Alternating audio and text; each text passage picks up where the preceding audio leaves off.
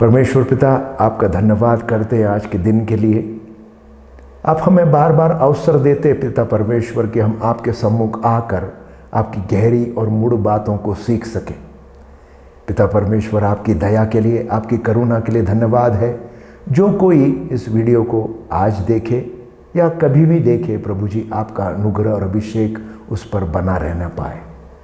पिता परमेश्वर, धन्यवाद करता हूँ कि आप मुझे आपके वचनों को सिखाने के लिए इस्तेमाल कर रहे हैं। आपको आदर, मान, महिमा, गौरव देते हैं। धन्यवाद के साथ प्रार्थना मांगते हैं प्रभु यीशु के नाम में, आमीन। यह एक कहानी है जो सच्ची घटना है जैकलिन हेसलमैन के जीवन की। जैकलिन हेसलमैन एक प्रार्थना करने वाली योद्धा हैं। पिछले 40 सालों से मध्यस्थी की प्रार्थना कर रही हैं। और एक बार उनकी बहन ने उनसे कहा कि एक व्यक्ति है जो परमेश्वर का दास है और उसको परमेश्वर आत्मिक आयाम में बहुत कुछ बताकर लोगों का छुटकारा करने में उपयोग में लेते हैं। यह जानकारी मिलने के बाद जैकलिन हेसलमैन से उनकी मुलाकात होती है। और जब ये भाई उनसे मिलते हैं तो जैकलिन हेसलमैन के जीवन में कई प्रकार के बातों को प्रकट करते हुए जो उनके जीवन में घट रही थी, जो उनके लिए आत्मिक आयाम में रुकावट थी, उन सारी बातों का छुटकारा देने में परमेश्वर ने उस महान दास का उपयोग किया। और सबसे पहली बात जो उन्होंने जैकलिन हेसलमैन से कही वो ये है कि तुमने बहुत सारे झूठे अस्त्र और शस्त्र पहने हुए हैं जो तुम्हारे लिए आत्मिक रुकावट बने हुए हैं। और यही वो बात है जिसके कारण तुम अपनी प्रार्थनाओं का उत्तर नहीं देख पा रही हो और कई प्रकार से हताश, परेशान, निराश रहती हो। जब ये उन्होंने सुना तो वे अचंभित हो गई कि वे तो परमेश्वर के अस्त्रों शस्त्रों को जानती है, लेकिन यहाँ पर परमेश्वर का दास उन्हें झूठे अस्त्रों और शस्त्रों के बारे में अवगत कराता है और कहता है कि इनसे छुटकारा पाना है। एक और घटना उनके जीवन में होती है उसी समय, जब वह व्यक्ति उनके छुटकारा करते करते बात करता है और कहता है, क्या आपको लोग जैक कहकर बुलाते हैं? वे अचंभित हो गई कि मेरा नाम तो जैकलिन है, लेकिन मुझे जैक कहकर बुलाने वाले तो गिने चुने लोग हैं जो मेरे परिवार के हैं और मेरा पास्टर है। तो उन्होंने कहा, हाँ। बोले, ये जैक जो शब्द है ये तुम्हारे साथ जुड़ा हुआ है और यह एक आत्मा है जो तुम्हारी महिला होने का जो अधिकार होता है उस पे अपना अधिकार लिए हुए कि तुम्हें पूरी तरह से शांति ना मिले, पूरी तरह से तुम परमेश्वर में ना बढ़ो।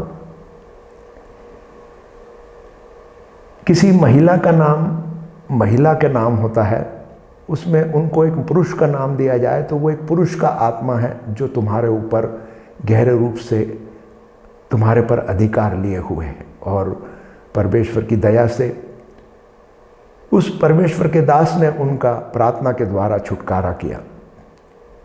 आगे जैकलिन हेसलमैन ने अपने जीवन के बारे में बताया कि यह जब घटना उनके साथ घटी तो उनको सबसे पहली बार महसूस हुआ कि वे सुंदर हैं और अच्छी हैं। उन्हें अपने महिला होने पर गर्व हुआ। इसके पहले वो पुरुष का आत्मा जो उनके ऊपर दुष्ट आर्मर, झूठा जो उनके ऊपर शस्त्र है, उसके कारण वे अपनी सच्चाई को पहचान नहीं पा रही थी। इस प्रकार से आपके और मेरे जीवन में कहीं ऐसे झूठे अस्त्र और शस्त्र हैं जो हमने धारण किए हुए हैं। जब हम परमेश्वर के वचन में आगे बढ़ते हैं और मध्यस्थी की प्रार्थना के विषय में सीखने के लिए तैयार हैं तो एक मध्यस्थ को परमेश्वर के अस्त्रों और शस्त्रों के बारे में जानकारी जरूर होती है। लेकिन उससे पहले आज हम बात करेंगे उन अस्त्रों और शस्त्रों की जो शैतान के हैं और झूठे हैं। और सबसे पहला यह है कि हम चाहे कोई भी हों, किसी भी धर्म से आते हों, किसी भी पंथ के हों, हमारे ऊपर वह धर्म का बलवान पुरुष एक एक गढ़ तैयार करता है जो हमारे लिए एक युद्ध करने की स्थिति तैयार होती है। कहने का अभिप्राय है कि वह बलवान धार्मिक जो दृढ़ गढ़ है वो हमारे लिए आत्मिक रुकावट बनता है। वचन के अनुसार अगर हम देखें तो हमें उन सारे दृढ़ गढ़ों को ढा देना चाहिए जो मसीह की पहचान में हमारे रुकावट बनते हैं। पर सबसे पहली रुकावट तो हमारा धर्मीपन होता है। चाहे आप बहुत पढ़े लिखे हों, चाहे आप बहुत बाइबल के जानकार हों, आप बहुत बड़े ज्ञान प्रकाशन वाले हों, लेकिन अगर आप में परमेश्वर का प्रेम नहीं और आप परमेश्वर के साथ एक अच्छा संबंध नहीं रख पाते हैं, कहने का मतलब है आपका और परमेश्वर के बीच का एक बड़ा प्रेम का संबंध होना ज़रूरी है। जहाँ परमेश्वर आपसे बोले और बातचीत करें, जहाँ आप परमेश्वर की आज्ञाओं का पालन करें, अगर ऐसा आपके जीवन में नहीं है तो ज़रूर आप धर्म के बलवान पुरुष से आपके ऊपर अधिकार लिया हुआ है और आपके लिए यह रुकावट है परमेश्वर में आगे बढ़ने के लिए। हम परमेश्वर के वचन में से पढ़ेंगे इफिसियों की किताब उसका 6वां अध्याय उसका 12 से लेकर 17 वचन। इफिसियों की किताब उसका 6वां अध्याय 12 से लेकर 17 वचन। क्योंकि हमारा यह मल्ल युद्ध मांस और लहू से नहीं परंतु प्रधानताओं से और अधिकारियों से और इस संसार के अंधकार के हाकिमों से है और उस दुष्ट की आत्मिक सेनाओं से है जो आकाश में है। इसलिए परमेश्वर के सारे हथियार बांध लो कि तुम बुरे दिन में सामना कर सको और सब कुछ पूरा करके स्थिर रह सको। इसलिए सत्य से अपने कमर कस कर और धार्मिकता की झलम पहनकर और पाँव में मेल मिलाप के सुसमाचार की तैयारी के जूते पहनकर और इन सब के साथ विश्वास की ढाल लेकर स्थिर रहो, जिससे तुम उस दुष्ट के सब जलते हुए तीरों को बुझा सको और उद्धार का टोप आत्मा की तलवार जो परमेश्वर का वचन है ले लो। यहाँ पौलुस हमें शिक्षा दे रहा है कि परमेश्वर के लोगों का मतलब यहाँ पर युद्ध की स्थिति के बारे में बात हो रही है और एक प्रार्थना करने वाला मध्यस्थ जो है वो निरंतर युद्ध में रहता है, आत्मिक युद्ध है।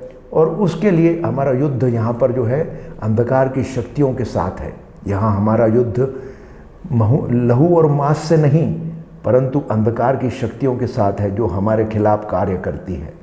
यहाँ एक वचन है, परमेश्वर के सारे हथियार बांध लो कि तुम शैतान की युक्तियों के सामने खड़े रह सको। परमेश्वर के सारे हथियार बांध लो कि तुम शैतान की युक्तियों, शैतान के अस्त्रों और शस्त्रों के सामने खड़े रह सको। जैसे परमेश्वर हमें अस्त्र और शस्त्र देता है, वैसे ही शैतान के पास में भी अपने अस्त्र और शस्त्र हैं। आगे लिखा है कि शैतान के तीरों से तुम बच सको। तो शैतान के तीर और शैतान के अस्त्र और शस्त्र ये एक सचमुच में एक लड़ाई है जो आपके और हमारे बीच शैतान के बीच होती है। परमेश्वर के वचन के अनुसार यहाँ लिखा है उद्धार का टोप। उद्धार का टोप हमारे सिर पर लगाया जाता है जिसमें हमारा मस्तिष्क है।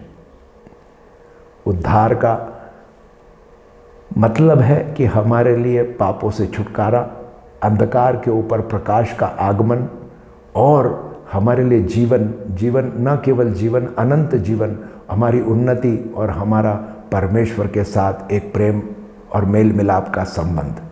हमारी शुरुआत उद्धार से होती है और यह हमारे मस्तिष्क पर एक टोप परमेश्वर हमको देता है कि हम शैतान के तीरों से बच सकें।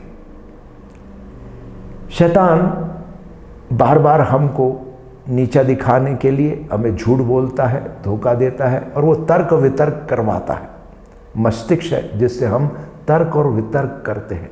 हम बोलते हैं कि हम परमेश्वर के लोग हैं, लेकिन हम कई मानों में शैतान के साथ सदस्य होते हैं और उसके बातों पर विश्वास करते हैं। जिस प्रकार धर्मी लोग जो फरीसी और उस समय के फरीसी लोग थे, उनको परमेश्वर का वचन समझ में नहीं आया, उन्होंने परमेश्वर के वचन को नकारा, उन्होंने प्रभु यीशु को नकारा और प्रभु यीशु के विरोध में रहे।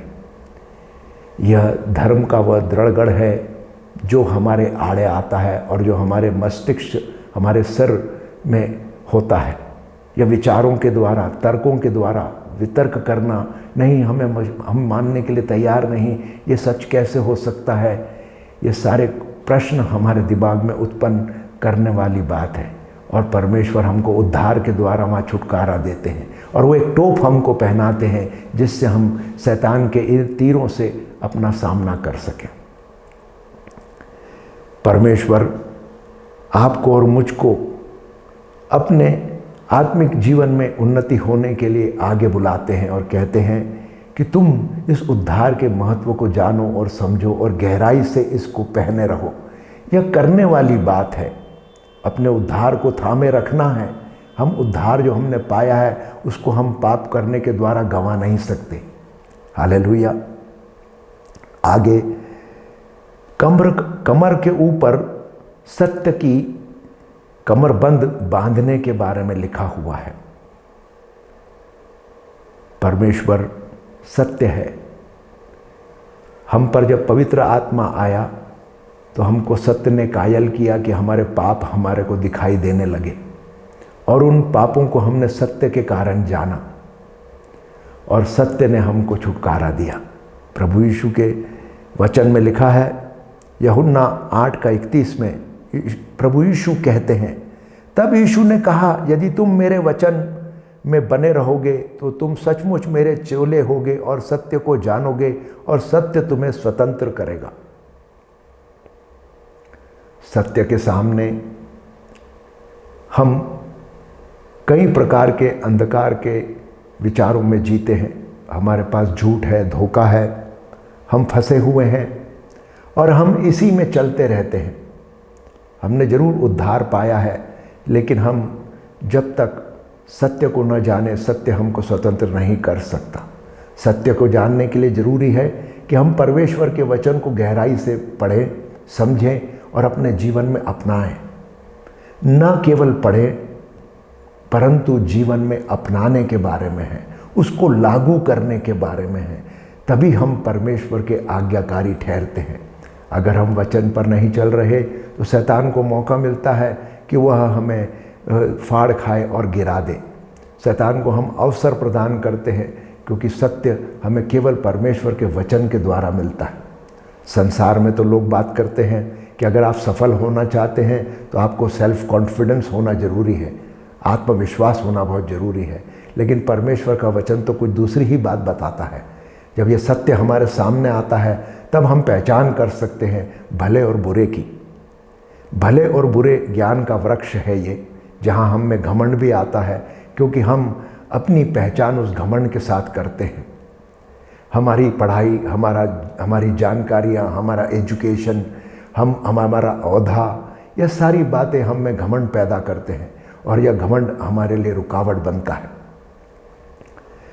परमेश्वर के वचन में लिखा है कि तुम सत्य को जानोगे और सत्य तुम्हें स्वतंत्र करेगा। तो जितना हम अधिक सत्य को जानेंगे, परमेश्वर के वचन को जानेंगे, उतना अधिक हम परमेश्वर के राज्य में खड़े रह सकते हैं और आगे बढ़ सकते हैं। हालेलुया। परमेश्वर हमको जीवन देने आए। उन्होंने, प्रभु यीशु ने हमको जीवन दिया और प्रभु यीशु स्वयं बोलते हैं यूहन्ना 14:6 के अंदर, मार्ग, सत्य और जीवन मैं ही हूँ। जो कोई मेरे पीछे चलता है वो सत्य के पीछे चलता है। आपके लिए और मेरे लिए यह परमेश्वर का वचन है कि हम उसके सत्य पर चलें। हालेलुया। शैतान हमको झूठ बोलकर, हमारे घमंड के द्वारा, हमारे तर्क और वितर्क के द्वारा कई प्रकार की परेशानियां खड़ी करता है, हमारे विश्वास में बाधा लाता है। जो सत्य हम जानना चाहते हैं उस सत्य को पहचानने में हमारी रुकावट बनाता है। लेकिन परमेश्वर आपको और मुझे उस सत्य की कमर को बांधने के लिए कहते हैं जो हमारी कमर पर बांधी जाती है। और वचन में लिखा है कि तुम्हारे अंदर से जीवन के जल की नदियाँ बहेगी। ये जीवन के जल की नदियाँ हमारे पेट से ही बहती है और यहीं पर हम वो सत्य की कमरबंद बांधते हैं।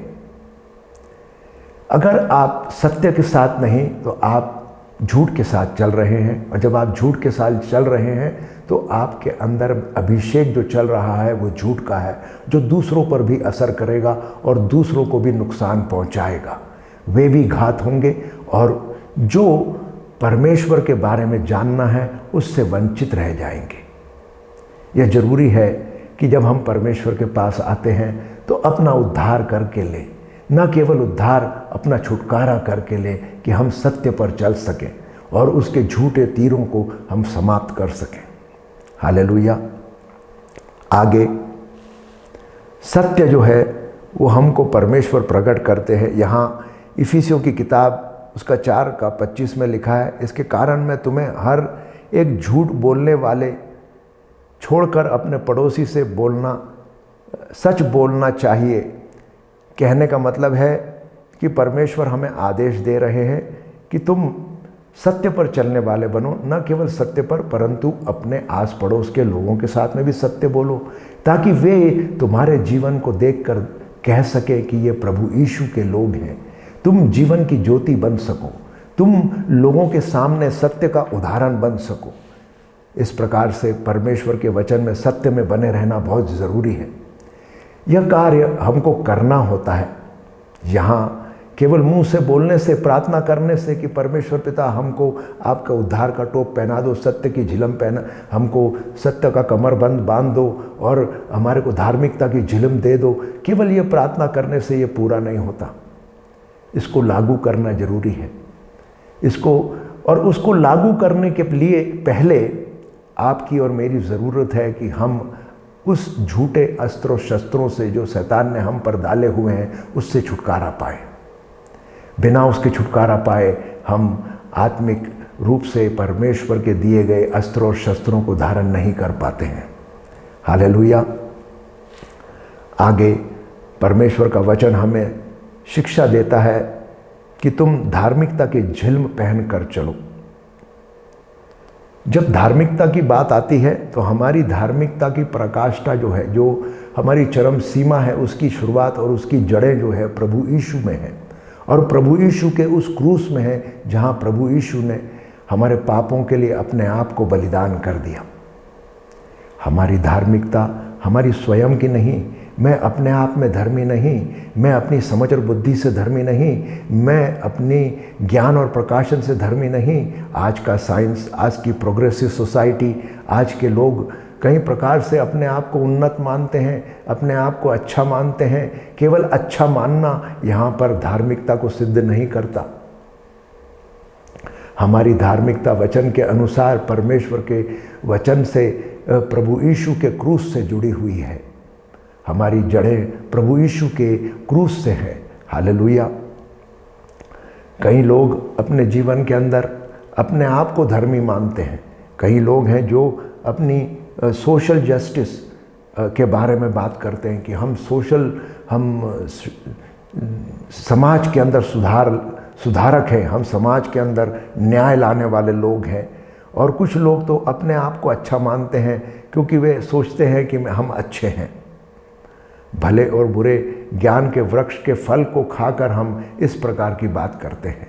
यह परमेश्वर के जीवन का वृक्ष नहीं, भले और बुरे ज्ञान का वृक्ष है जो हमें सत्य के पर चलने से और परमेश्वर की धार्मिकता के चलने से रोकता है। धार्मिकता प्रभु यीशु के द्वारा ही है, प्रभु यीशु के लहू के द्वारा ही है। इस धार्मिकता की झिल्म से हम अपनी सुरक्षा कर पाते हैं। जहाँ हमारा हृदय है, जहाँ हमारे ऐसे अंग हैं जिन पर अगर घात किया जाए तो हमारा नुकसान हो सकता है, हमारा जीवन जा सकता है। और यहाँ परमेश्वर की धार्मिकता ही हमारी झिल्म है जो हमारी सुरक्षा करती है शैतान के उन तीरों से जो शैतान हम पर फेंकता है। बुराई के तीर, झूठ के तीर, धोखे के तीर, सबसे बड़ा धोखा हम अपने आप को देते हैं और ये समझते हैं कि मैं धर्मी हूँ, मैं सब कुछ जानता हूँ, मुझे और ज्ञान और प्रकाशन की ज़रूरत नहीं, मेरे पास सब कुछ है, मैं सब जानता हूँ। यह बहुत बड़ा धोखा है जो शैतान हमारे जीवनों में डालता है। यह उसका तीर है, यह उसका शस्त्र है जो वह हम पर इस्तेमाल करता है। हालेलुया। आगे परमेश्वर के वचन में लिखा है कि हम विश्वास की ढाल लेकर चलें। फेथ, यह वह शस्त्र है जो बुझाने का काम करता है। शैतान हम पर अपनी बुराई के तीरों को फेंकता है। वह हमको झूठ और धोखे से बताता है कि तुम्हें विश्वास करने की ज़रूरत नहीं, कुछ चीज़ें तुम्हारे लिए नहीं होने वाली, तुम कई समय से प्रार्थना कर रहे हो, ये हो नहीं रहा, तुम्हारे जीवन में ये संभव नहीं, और कई प्रकार के झूठों को डालकर हमारे हृदय को बदलने का प्रयास करने का उसका ये प्रयोजन चालू रहता है। क्या आप छोटी छोटी बातों में गुस्सा हो जाते हैं? मेरे जीवन में जब विश्वास की बात आती है तो मैं यहाँ आपके सामने एक गवाही देना चाहता हूँ जो मेरे स्वयं के जीवन में गुजरी है। मुझे छोटी छोटी बातों पर गुस्सा आता था। कोई कुछ बोल दे तो गुस्सा आता था। अगर किसी ने मेरे मैसेज का जवाब नहीं दिया है तो मुझे गुस्सा आता था। और यह गुस्से के कारण मुझे पता चला, जब मैं अपनी खुद के छुटकारे के लिए प्रयत्न कर रहा था तो यह सारी बातें मेरे लिए आत्मिक रुकावट बन गई थी। और इन आत्मिक रुकावटों को दूर करने के लिए मुझे सलाह दी गई कि आप अपनी आप की जांच करें, अपने हृदय में ढूंढें, परमेश्वर से पूछें, पवित्र आत्मा की सहायता लें, ताकि आपको पता चले कि क्या बात है जिसके कारण आप इतना जल्दी गुस्सा हो जाते हैं। क्या जख्म है आपके जीवन में? क्या आपके जीवन में ऐसी बातें घटी है जो पुराने टाइम पर हुई है, पुराने समय में हुई है? हो सकता है आपके बचपन में हुई हो सकता है आपकी जवानी में हुई हो। कब हुआ है यह आप ढूंढें और परमेश्वर की सहायता मांगें ताकि आप उनका निपटारा कर सकें। परमेश्वर हम पर दया करने वाला, करुणा करने वाला परमेश्वर है। उसके वचन में लिखा है, मांगो तो दिया जाएगा। हम मांगते नहीं इसलिए हमको मिलता नहीं। अगर हम परमेश्वर से पूछेंगे तो परमेश्वर हमको जरूर प्रकट करते हैं वह सब बातों को जो हमारे लिए आत्मिक रुकावट बनती है। हालेलुया। हम एक दूसरे से झूठ बोलते हैं क्या? यह भी एक प्रश्न है। अगर आप दूसरों को झूठ बोलते हैं और अगर आप छोटी छोटी बातों पर गुस्सा होने लगते हैं और आपका विश्वास की कमजोरी है, आप अनबिलीफ मतलब आप में अविश्वास है, आपको भरोसा नहीं हो रहा, आप पूरी तरह से परमेश्वर पर पूरा विश्वास नहीं कर पा रहे हैं। आपको लगता है कि नहीं, ये मेरे लिए नहीं होगा, दूसरों के लिए हो जाएगा। ये मैं प्रार्थना जरूर कर रहा हूँ लेकिन परमेश्वर दूसरों को आशीष देंगे, मुझको नहीं। मेरा जीवन तो मुझे तकलीफ़ और दुख में ही गुजारना है। अगर इस प्रकार के विचार आपके दिमाग में आते हैं तो यहाँ आपको और मुझको ज़रूरत है कि हम इन बातों को से छुटकारा पाएँ। परमेश्वर के सम्मुख प्रार्थना करते हुए, पश्चाताप करते हुए, प्रभु यीशु के लहू को मांगकर इनसे छुटकारा पाना बहुत ज़रूरी है। हालेलुया। परमेश्वर के वचन में लिखा है,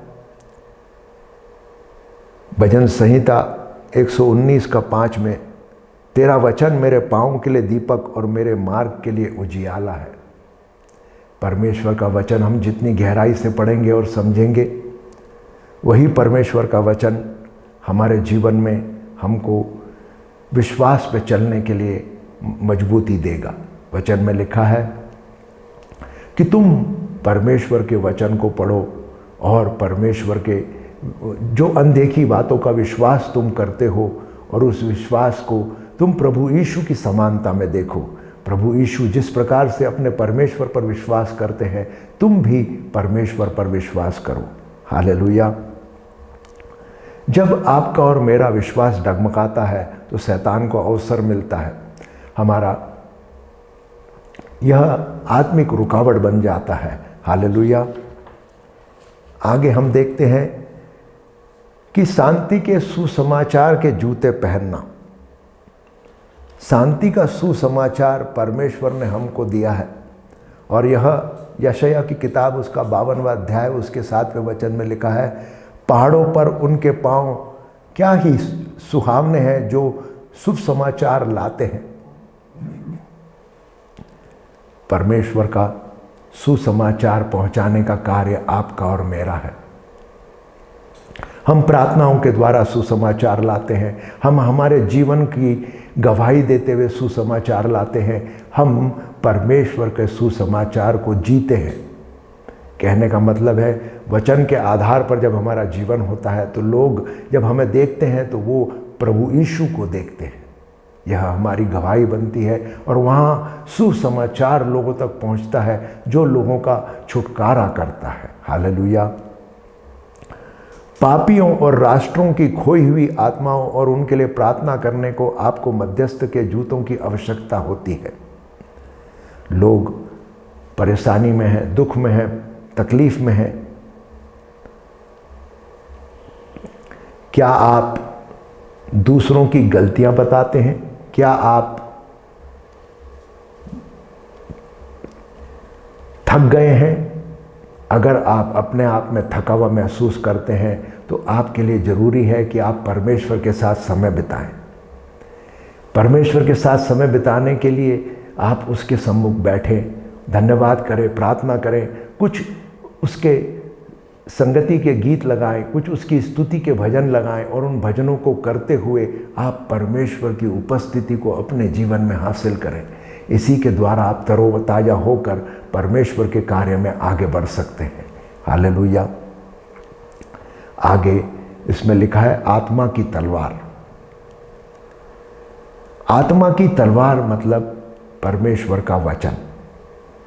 परमेश्वर का वचन हम मुंह से बोलते हैं। यह वचन ही एक हमारे पास ऐसा हथियार है जो शैतान के ऊपर वार करने के काम आता है। बाकी सब हथियार जो है वो हमारी सुरक्षा के लिए है, लेकिन यही एक हथियार है जो शैतान के ऊपर वार करने के लिए परमेश्वर ने हमको दिया है। यहीं याकूब अपनी किताब में लिखता है कि ध्यान रखो कि तुम्हारी ज़बान से तुम क्या कहते हो। तुम्हारे मुंह से जीवन के शब्द आते हैं या दूसरों के लिए बुराई। क्या तुम दूसरों की बुराई करते हो? क्या दूसरों की गलतियां निकालते हो? क्या तुम बार बार सफाई ही देना चाहते हो कि तुम कितने अच्छे हो?